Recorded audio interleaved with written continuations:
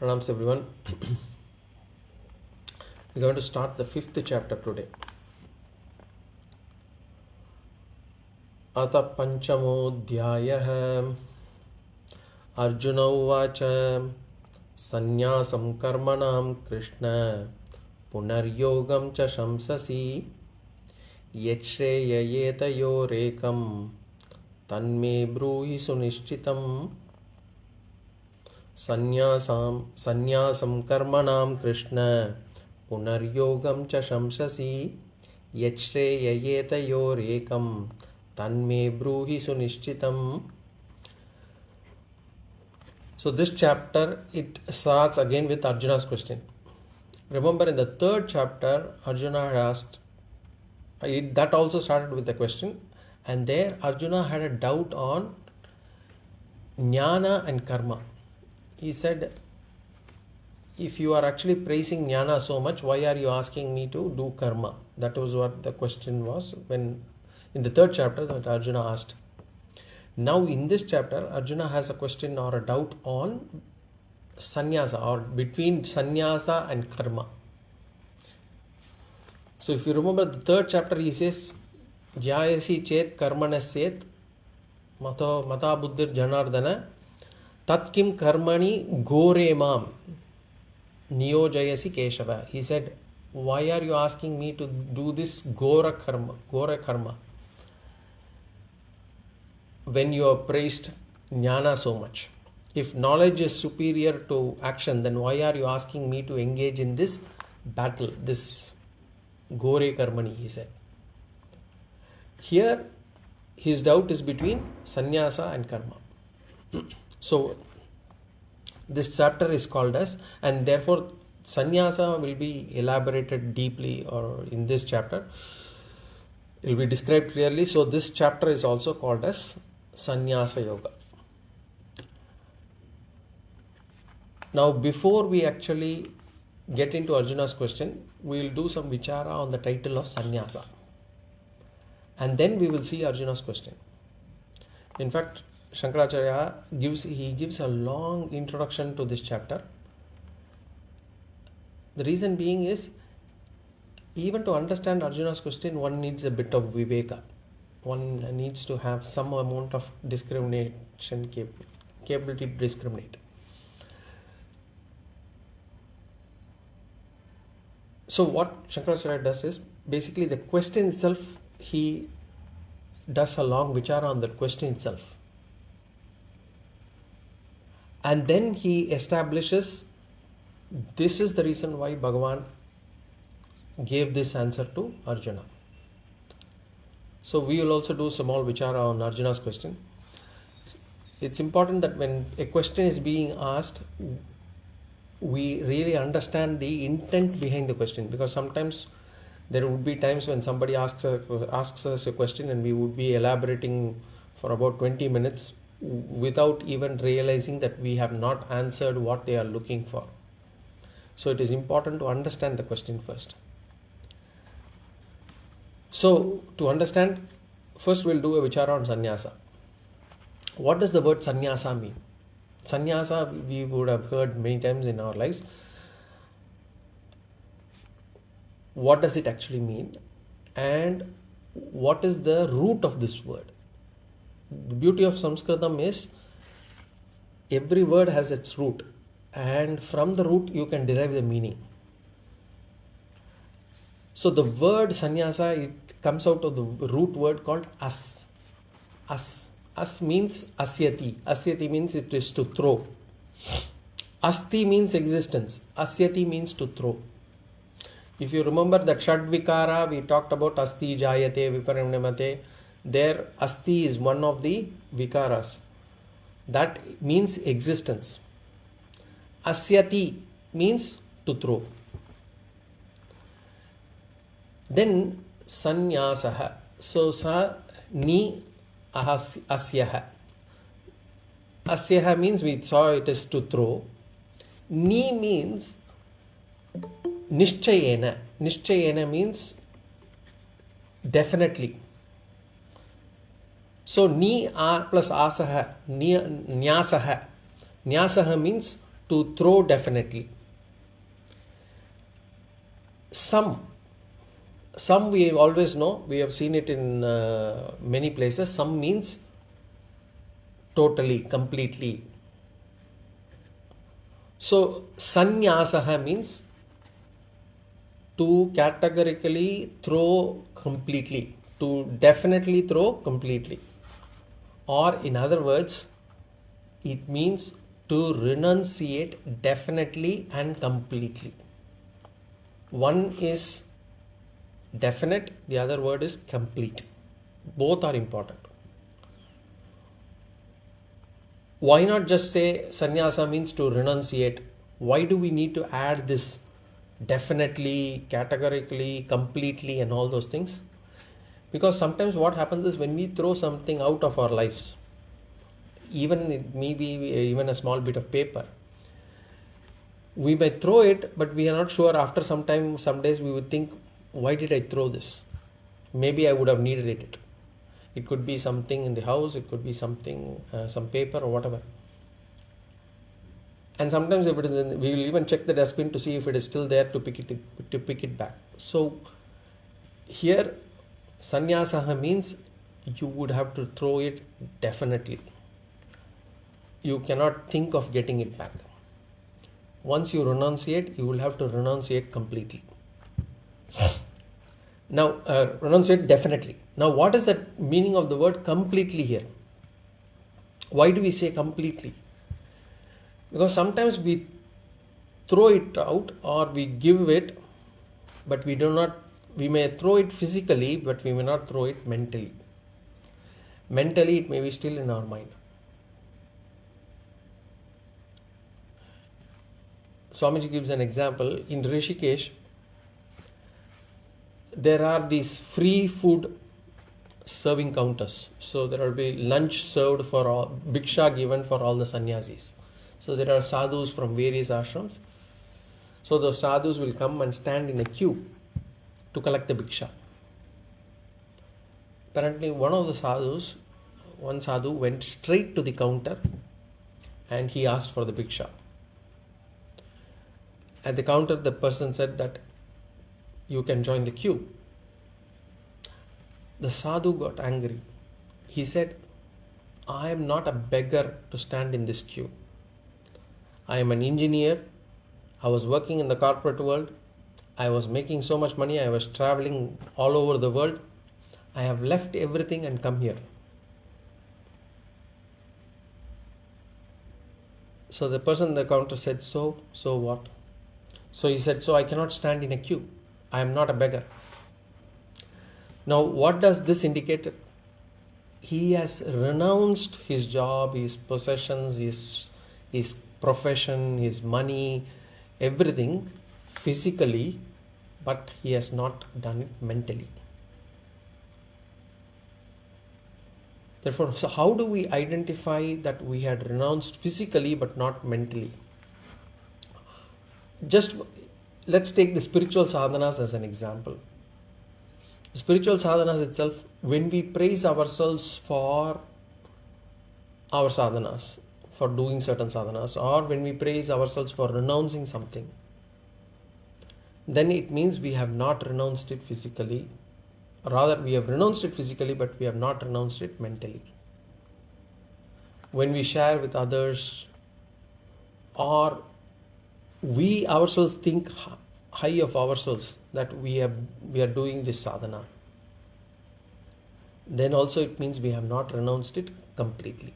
We have renounced it at the body level, but not at the mind level.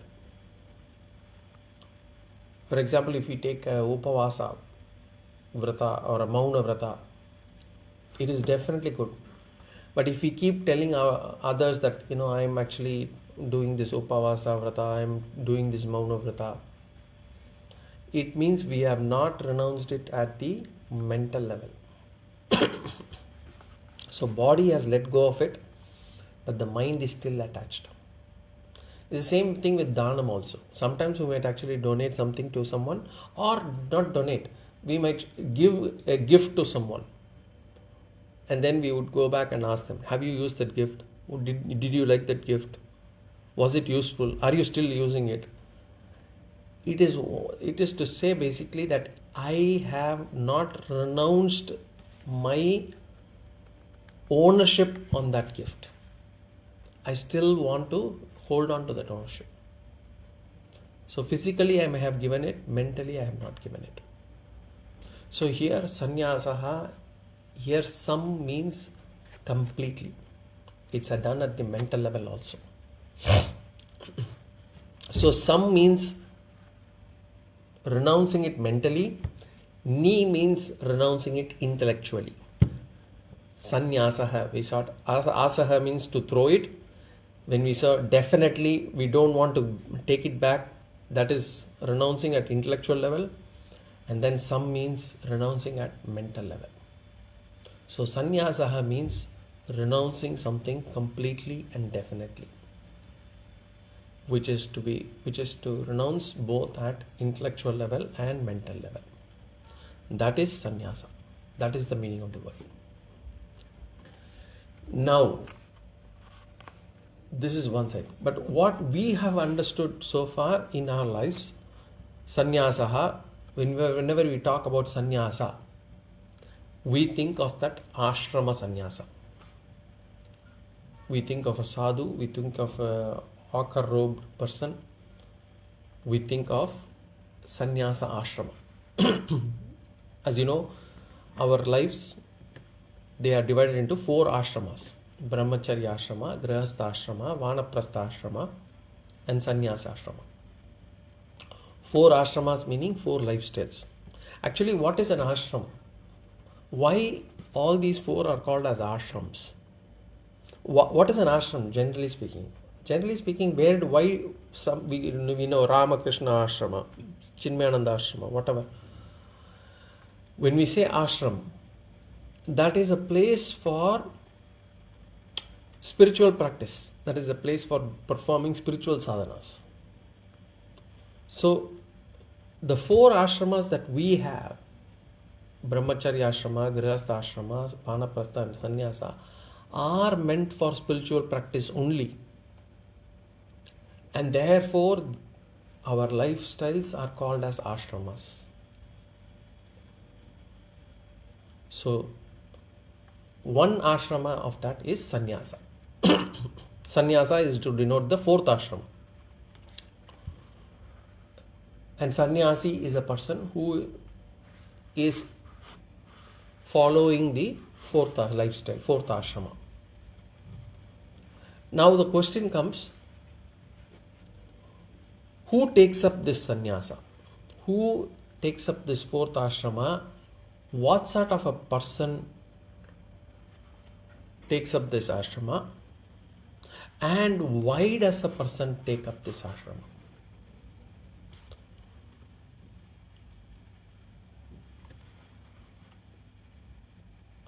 Very important, because a lot of people say, I want to take up sannyasa at various points of life for various reasons. Those are not the right reasons. According to Shastra, there are only 2 right reasons why a person should take up sannyasa. Only 2 reasons. So if somebody says, I want to take up sannyasa, you can clearly say, unless their reason for taking up sannyasa belongs to one of these 2, then they are actually taking a wrong decision. Number 1, why would a person take up sannyasa? Jnanat. Jnanat means a person would take up sannyasa ashrama as a result of jnanam. As a result of jnanam. As in, the moment the person gets jnana, the jnana meaning aham brahmasmi, I am able to get this understanding, then the person will take up sannyasa. Until then, the person shouldn't be taking up sannyasa. So, we have not taken up sannyasa yet. That itself is an indication that we have not got the jnana. This is one reason though. The second reason why would somebody take up sannyasa, or why should somebody take up sannyasa, is for or as a result of vairagya. A person has so much of vairagya, has got so much of vairagya in life, then that person can take up sannyasa. So these are the only two legitimate reasons for someone to take up sannyasa. If we think that there are persons who have taken up sannyasa for other reasons, then we can clearly say we are not talking about that person at all. According to Shastras, sannyasa can be taken up only for these two reasons. There are people who take up sannyasa to escape from debts, to escape from family problems. Those are not legitimate reasons. Why we say? Because those sannyasas will not last long. They will have, if you remember the second chapter, Bhagavan would say, Mithyāchāra sauchyate. They will turn up as hypocrites. They will not last long. Now, we've seen two reasons why would somebody take up sannyasa. One is as a result of jnana, or the second one is as a result of vairagya. The sannyasa that is taken up as a result of jnana, that sannyasa is called as vidvat sannyasa. Vidvat sannyasa. The sannyasa that is taken up as a result of vairagya is called as vividisha sannyasa. Vividisha sannyasa. Vidvat sannyasa, here the person has already got jnana, but not jnana nishta yet. He has got jnana, but not jnana nishta. Vividisha sannyasa, this person has got vairagya, but has not got jnana yet. For this person, there is a veditum icha. There is a desire to know. So this person, for him, the lifestyle will be like to seek jnana. The sannyasa ashrama is to seek jnana for this person. For the vidvat sannyasa, the sannyasa ashrama is for getting jnana nishta. So these are the two types of sannyasa. Question comes, once jnana comes, why should somebody take up sannyasa? After all, jnana is already got. Why should somebody take up sannyasa after that? After all, Bhagavan clearly says, Shastras clearly say that jnana can be got in any ashrama. Jnana can be got in brahmacharya ashrama, it can be got in vanaprastha ashrama, it can be got in grihastha ashrama also. Śaṅkarācārya says, Sarvesham ashraminam jnana matre adhikaraha. Every jnana is available for all ashramas, all are eligible. Then why should a jnani, a person who has got jnana, why should he take up sannyasa? For jnana nishta. To be established in jnana, Śaṅkarācārya says, and Śaṅkarācārya in various places emphasizes this. To get jnana is okay, can be got in any ashrama, but to be established in jnana, it is difficult in all other ashramas, other than sannyasa ashram. To get jnana, one needs pure mind, sharp intellect. That person will be able to get jnana. Pure mind, sharp intellect, concentrated mind. A mind that can actually concentrate for long periods of time. But once you get jnana, to be established in jnana nishta, if a person is not in sannyasa ashrama, if the person is grihastha ashrama or somewhere, the person will be involved in a lot of vyavahara, a lot of activities. And that can actually be a hindrance or slow down the Jnana Nishta process. Jnana Nishta could be difficult in other ashramas. Because what happens in every vyavahara that we do in this world, there is the reminder of our ahankara coming into the play in every transaction. Whereas this Jnana Nishta is about establishing oneself in that. So for that you need to be able to do dhyanam with less interactions as much as possible. There should be as little interactions as possible with the world. Therefore, once after getting jnana, to become Jnana Nishta, one takes up sannyasa. Of course, there are exceptions. Raja Janaka, we saw that. Janaka Raja was established in jnana, but still was able to rule the kingdom. He did not take up sannyasa. But then there are other rishis like Rishi Yajnavalkya. He took up sannyasa after getting jnana. He was a grihastha rishi, but once after he got jnana, he took up sannyasa. So, jnana nishtartham, one can take up sannyasa. Some people could get jnana nishta also and then takes up sannyasa. That is also possible because of prarabdha. Their prarabdha is such that they would get jnana, they would also get jnana nishta, and then they will take up sannyasa. Remember, taking up sannyasa after getting jnana helps in jnana nishta, but it is not or rather, one will not get any dosha if he does not take up sannyasa. A person gets jnana, he does not take up sannyasa, doesn't matter. He will not get any papa. He will not get any dosham because of that.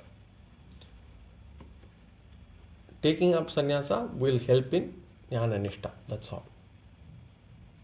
This is for a jnani. Now, an ajnani can also take up sannyasa when that ajnani has got vairagya. What is vairagya? Vairagya is to not have any desire on laukika bhoga vastus. So there is no desire on money, fame, power, position. Not that they are averse to it, not that they are running away from it, but there is no craving, desire to be famous, desire to gain wealth, desire to get money, position, and all those things. Because this person understands that all these are anityam. All these are anityam, and all this will not give that person contentment. Temporary happiness, yes. Contentment, no.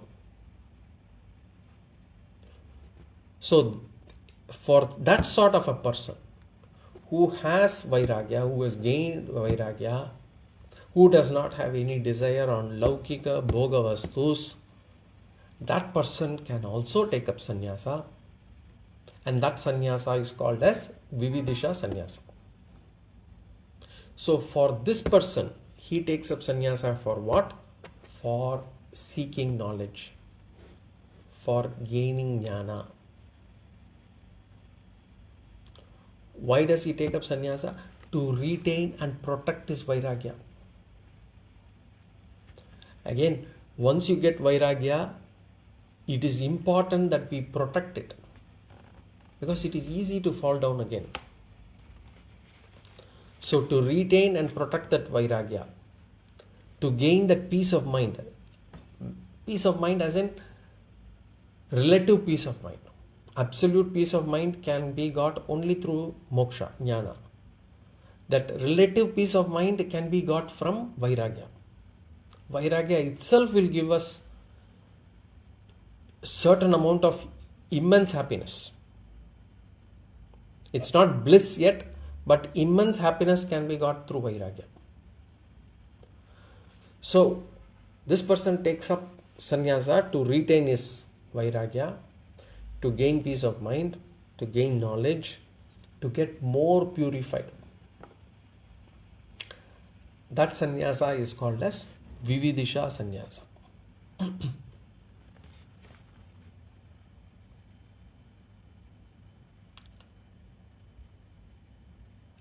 So there could be a question asked, why can't an ajnani who is seeking jnana, why can't he be in the same ashrama that he is in? After all, once he gets the jnana, he will, for jnana-nishtha, he will come to sannyasa. The reason is, see, once you get this vairagya, there will be some bit of chitta shuddhi definitely. But chitta samadhanam may not be there. The chitta samadhanam is where the mind is not wavering at all. Chanchalam, it will be going, it will be distracted.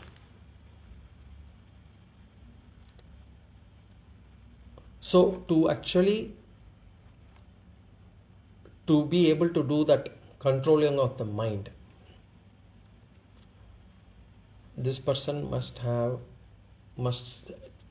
change the place, change the ashrama, so that he can protect it, retain the vairagya, increase the vairagya, increase the level of concentration in the mind. That is important as well.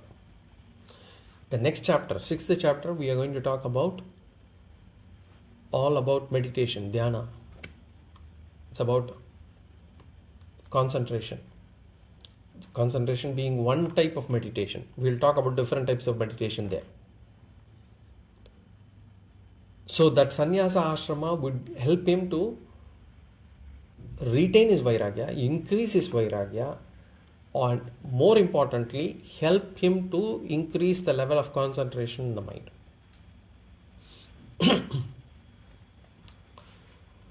Shamaha, damaha, those qualities can be improved through sannyasa ashrama. But to get to sannyasa ashrama, one must have vairagya. Otherwise, what happens? Mityachara will come in. Hypocrisy will set in. And that sannyasa will not last long. Therefore, one must have vairagya, then take up sannyasa. So these are the minimum qualifications required for taking up sannyasa. Again, it is not a must that everybody who has got vairagya must take up sannyasa. There is no dosha if a person does not take up sannyasa.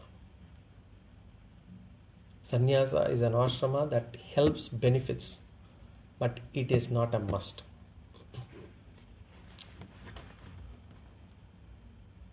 So for a vividisha sannyasa, this person takes up sannyasa to ensure that he gets fully qualified for getting this jnana.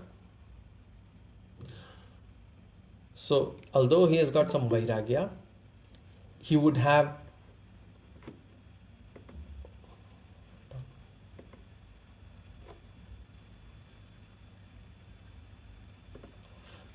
although he may have this person might have vairagya, there would be certainly certain shortcomings in terms of kama, krodha, vikshepa and all those things. By taking up sannyasa, what happens is this person remains in satsanga, and that spark of vairagya is nurtured. He ensures that the spark of vairagya does not fade out.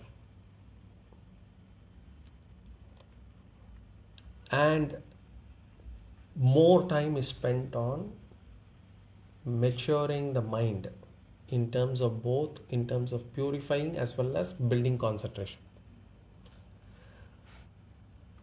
So, Vidvat Sannyasa is a result of jnana. It is the benefit of jnana.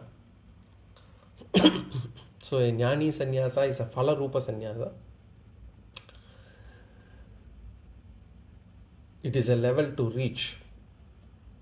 Once you get this jnana, you got a level to reach. And according to Shastras, if once a person gets a jnana, he has the right to take up sannyasa. He doesn't need to take anybody's permission for that. The moment he gets jnana, he is fully qualified to take up sannyasa, doesn't need anybody's permission to take it. And for a jnani, for a person who has attained that jnana, that sannyasa ashrama is only a change of clothes for this person. Already mentally he is a sannyasi. Bhagavan will tell in the next sloka itself, he would talk about that. For this person, he is already a sannyasi.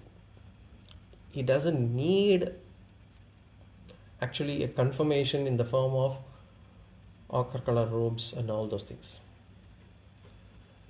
So that is for Vidvat Sannyasa. For Vividisha Sannyasa, the Sannyasa ashrama is a sadhana for this person. Sadhana for what? What is the sadhyam for this person? The Vidvat Sannyasa is the sadhyam. The goal is Vidvat Sannyasa. Vividisha Sannyasa he takes up so that he attains Vidvat Sannyasa. So one sannyasa becomes a sadhana for another sannyasa. Now, in the Upanishads, they speak about this sannyasa in various dimensions. In Kathopanishad, in the beginning, it says that this Upadesha must be done only for a person who does not have any desire. This Upadesha must be done only for a person who does not have any desire. In Kathopanishad, the Guru is Yamadharmaraja. The Sishya is Nachiketa. So, the Guru, he keeps a big test for the Sishya. What Yamadharmaraja does is he tempts Nachiketa with all the pleasures of the world and he offers them as a boon to Nachiketa, to just check if Nachiketa has desire in his mind. Nachiketa was clear. He declined everything and he sought only jnana. So only after he confirmed that,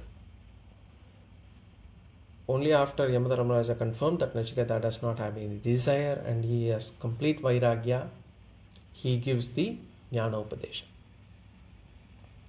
Then in the end of Kathopanishad, Yamadharmaraja gives the benefits of jnana also, jnana pala. And there he says, one of the benefits of this jnana is that it ensures that all the desires in the mind are removed. So to get this jnana, somebody must not have any desire. But once you get this jnana, all the desires in the mind are removed. How do we understand this?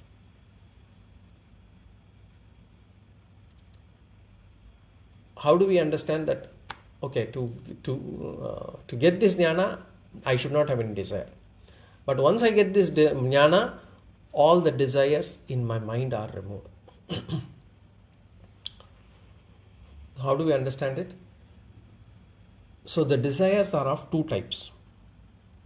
One, desires that are manifested. There are certain desires that are in our mind are already manifested. The second are the desires that are in the seed form, which we ourselves are not aware. We ourselves are not aware of so many desires lying in our mind.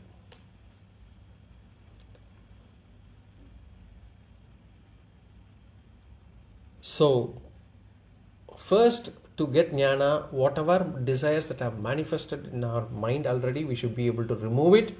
Then we get the jnana.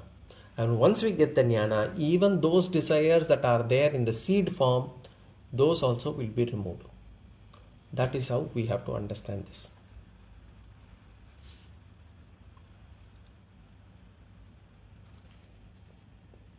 So, just like an ajnani takes sannyasa to protect his vairagya, to improve his vairagya, to get complete conviction on viveka, and to get mental calmness, he takes up sannyasa. He takes up sannyasa to make these things as his swabhava. The vairagya becomes his swabhava, the viveka becomes his swabhava, the mental calmness becomes his swabhava.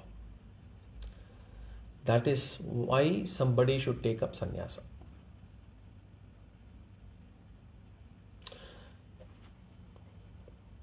So we talked about renouncing things. I'll just give a story in the sense to understand what is the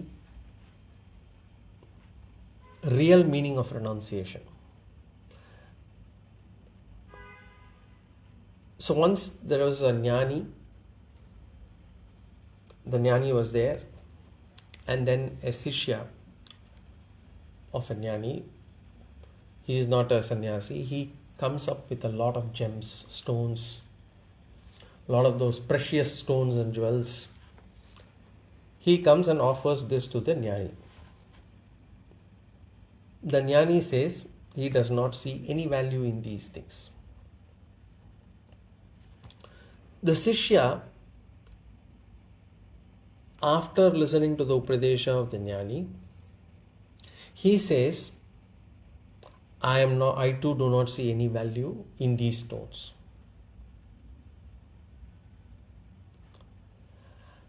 After saying that, he asked the jnani, should I take the stones back? So the jnani said,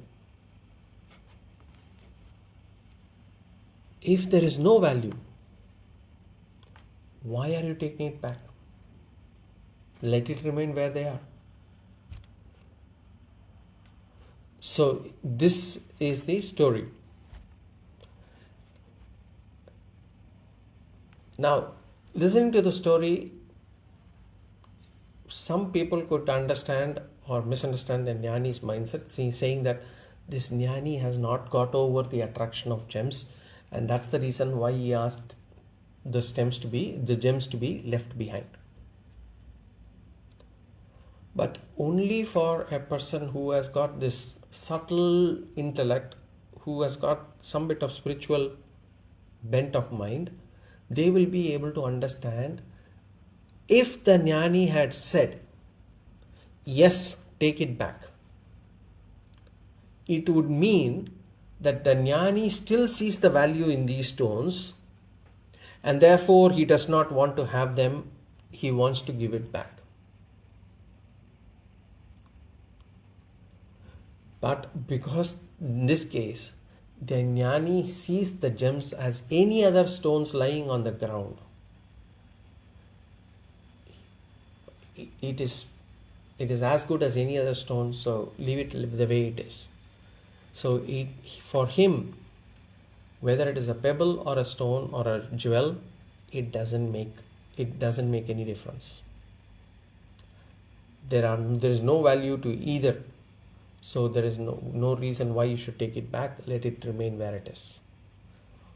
So that is the how we can understand the complete renunciation or complete vairagya of a jnani. Only for a person who has reached that level of vairagya, one who has reached that level of understanding, would be capable of saying, let it remain where it is, no need to take it back. And a person with a doubtful mind, they will not be able to see the difference. And this is the same point that I wanted to bring earlier as well, that when we say I have renounced, that means we have not renounced it mentally. When we take pride in saying, thinking or saying or calling out that I have renounced this, then we are still in that sadhana rupa sannyasa. As in, there's nothing harm in thinking that we have done, we've renounced it, but even to renounce that feeling of I have renounced it should be the goal. And that is the difference between a vividisha sannyasa and a vidvat sannyasa. A jnani can renounce all karmas if the jnani is a vidvat sannyasi. So in a vidvat sannyasi can renounce all karmas, whereas in vividisha sannyasa only certain types of responsibilities can be renounced. So for a vidvat sannyasi, there are no responsibilities at all, absolutely no responsibilities. That's why I said, once a person gets jnana, he can walk away from whatever ashrama he is in. He has no responsibilities, no duties, nothing to this world. Whereas for a vividisha sannyasi,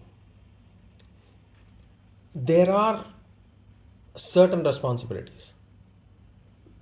There are sannyasa ashrama dharma is there. There are certain duties and responsibilities for a sannyasi also. Only some actions can be renounced. For example, for a vividisha sannyasi, once you take up sannyasa, even for most of the sannyasi ashramas, there will be certain things like you will have to shower so many times in a day, you will have to do so much of japas, you will have to do reading.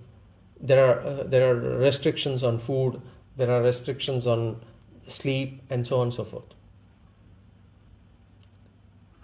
Those things are only for vividisha sannyasa. For a vidvat sannyasi, there are no restrictions. So an ajnani, he takes up sannyasa, doesn't get a full license. It doesn't, Shastras does not say that you can do whatever you want. Shastras will give new duties.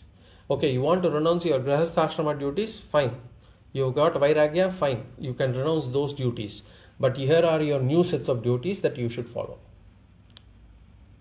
Whereas if a jnani takes up sannyasa, Shastras remain silent. They say, absolutely full license to do whatever you want.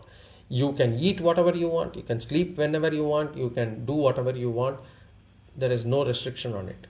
Because Shastras know that the jnani will not go against dharma. So this is the introduction about sannyasa. Now we will come to Arjuna's doubt. So as I said, Arjuna has asked a question now, and he is asked a question between sannyasa and karma. Why does Arjuna ask a question about sannyasa and karma? Because in the 4th chapter, the previous chapter, we saw Bhagavan talked about the glory of sannyasa.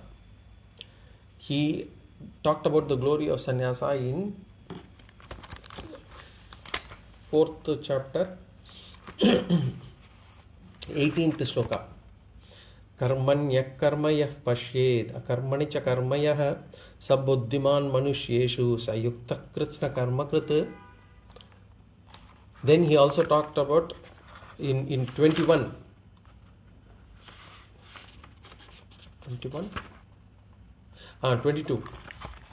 Yadricha lava santushtah dvandātīto vimatsarah samasiddha visiddhaucha kritvapi na nibadyate. He talked about a sannyasi being content with whatever comes on its own accord, and he is free from envy.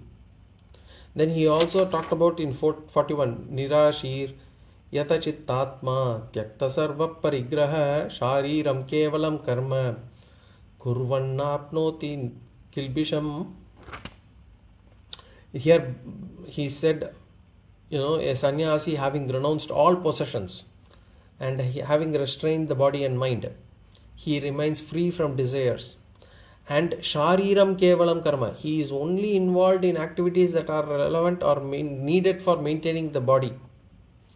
And na apnoti kilbisham, he does not incur any sin, papam, he does not incur any papam. So Bhagavan had praised the sannyasa ashrama in the 4th chapter. And Bhagavan, when he talked about sannyasa, Bhagavan had talked about, remember, glory of vidvat sannyasa there. Bhagavan had given no reference to vividisha sannyasa. Bhagavan talks about a jnani sannyasa or sannyasi jnani. So he is a sannyasi who has already got jnana. Now, after saying these things, Bhagavan in the end of 4th chapter, Bhagavan said to Arjuna, yoga mahatishta, take up to karma yoga. And he glorified karma yoga there. So, Bhagavan had spoken about the glories of sannyasa. Bhagavan had spoken the glories of karma yoga. Now, Arjuna, what has he understood? He has understood that Bhagavan had glorified sannyasa. Thinking Bhagavan had glorified only vidvat sannyasa. But Arjuna's mind is thinking about vividisha sannyasa. This understanding we should have. Only when we have this understanding,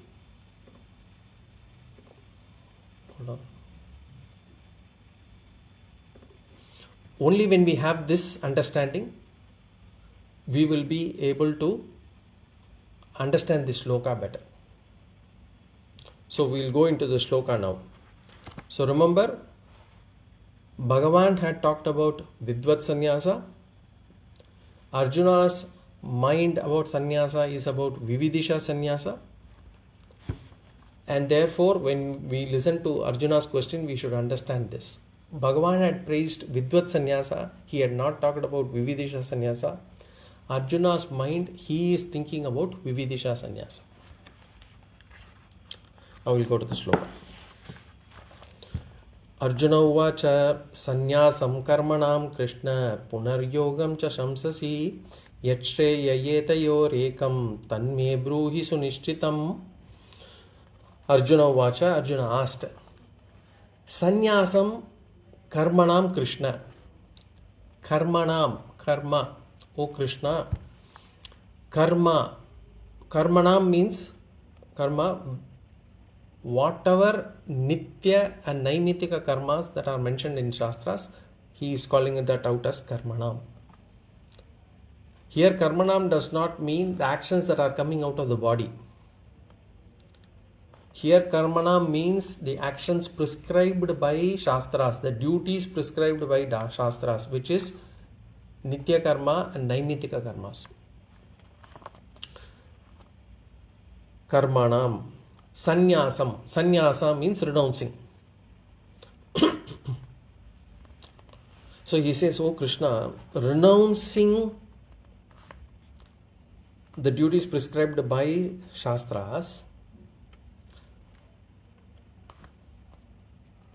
punaryogam cha shamsasi. Punaryogam cha shamsasi. Shamsasi means you are praising. You are praising, oh Krishna, you are praising, renouncing the duties prescribed by Shastras. You are praising sannyasam. You are praising, renouncing the duties prescribed by sannyasam karmanam Krishna means what? Renouncing the duties, renouncing the nitya naimitika duties as prescribed by Shastras. Shamsasi sannyasam karmanam Krishna. You are praising the renouncing of the nitya and naimitika duties as prescribed by Shastras.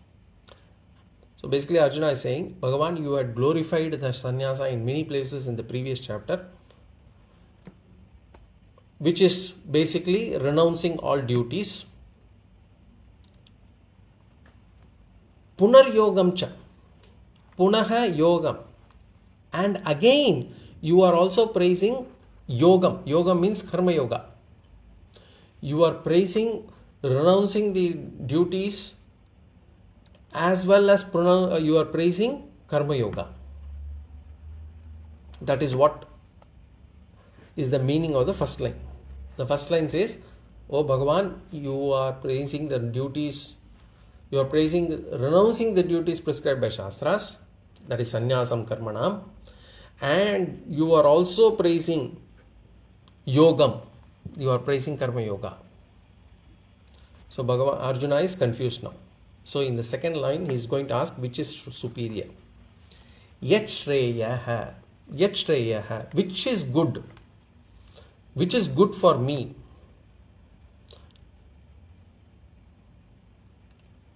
Yetayoho. Yetayoho means among these two. Among these two, among these Sannyasa and Karma Yoga, which one is good for me?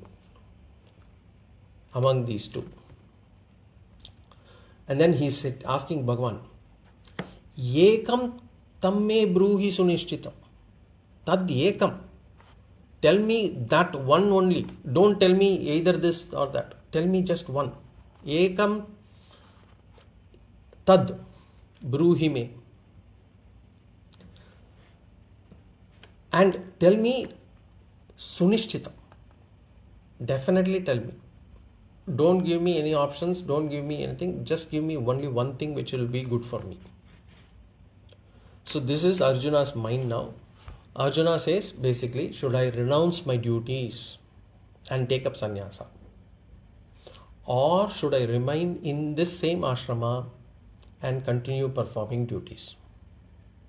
Because one cannot do both at the same time.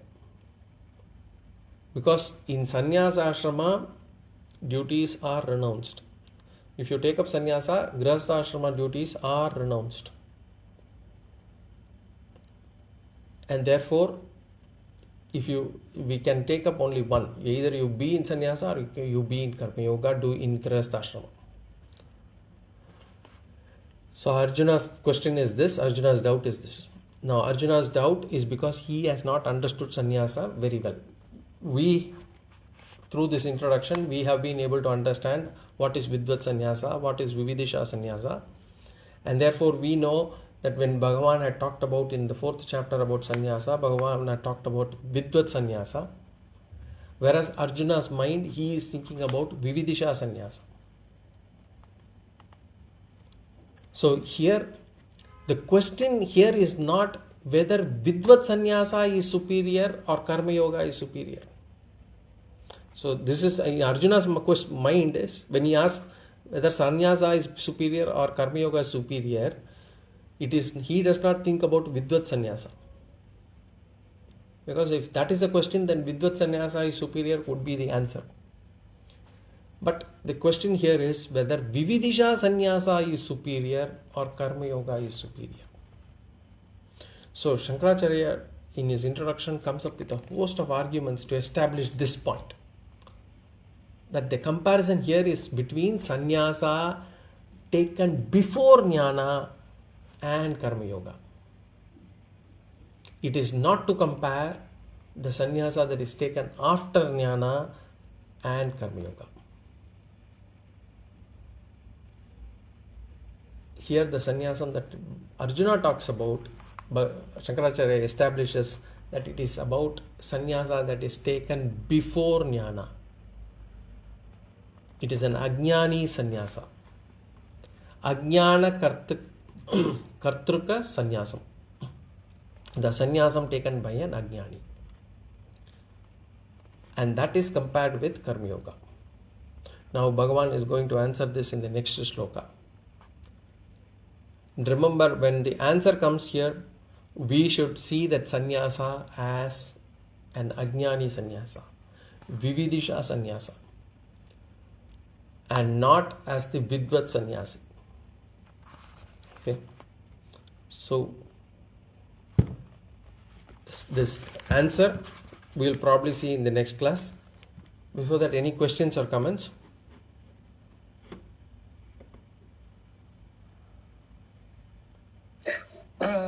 this chapter is called Sannyasa Yoga, right? Yes.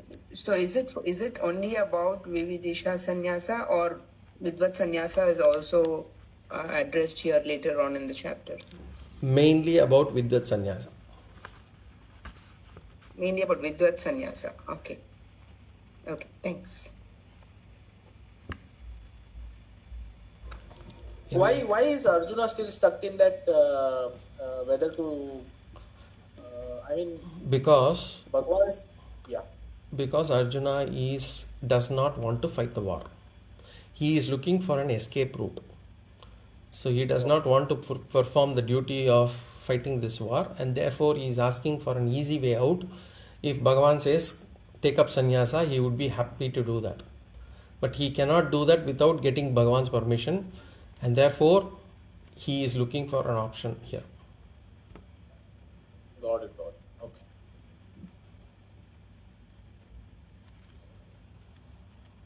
Okay. Any other questions? Otherwise, we will see in the next class. Om Purnamada Purnamidam Purnat Purnamudachyate Purnasya Purnamadaya Purnameva Vashishyate. Om Shanti Shanti Shanti. Harihi Om Shri Gurubhyo Namaha. Harihi Om.